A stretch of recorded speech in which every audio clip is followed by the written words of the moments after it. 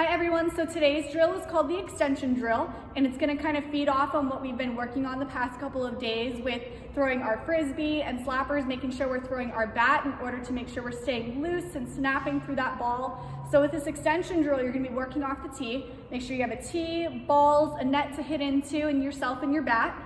And you're gonna go ahead and set up normal, and making sure that when you get that foot down, you're making contact even with your front foot, right on that front toe there. You can't see my feet right now, but I'm making sure that once I plant that foot, my foot gets down and I'm making contact right on my front toe there, okay?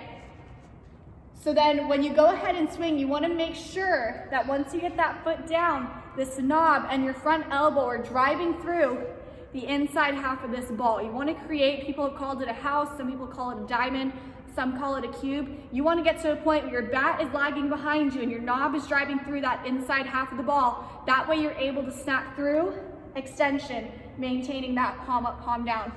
Kind of like what we've been talking about the last couple of days.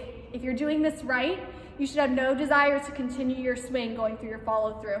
You should be able to stop snapping through the pitcher, and that should feel comfortable. So if it doesn't feel comfortable to you, you're doing something wrong. So I'm gonna go ahead and demonstrate it here. Load my hands back, I'm gonna get my foot down, then I'm gonna drive through the inside half of this ball. One thing that all of my students I work with know is that I set the ball up the same way every single time off the tee.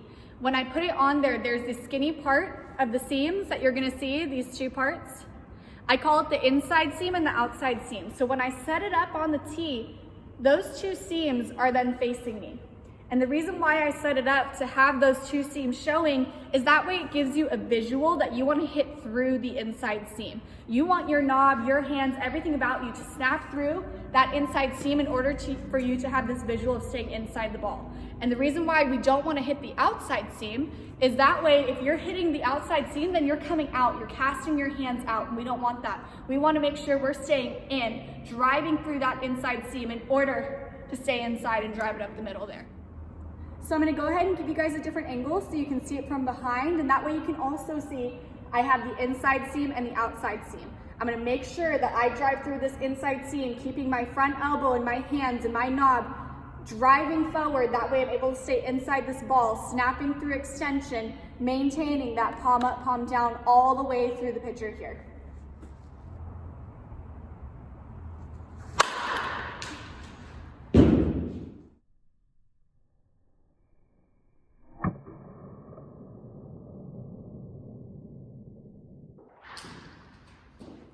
So if you guys have any questions about the extension drill, again, feel free to message me, comment on this channel, comment on this video, follow us at 008 Training on Instagram and Facebook, and let me know if you guys want any other drills and tutorials, whether it's fielding, slapping, hitting, the mental aspect of softball, college guidance, literally anything pertaining to our world and our game of softball.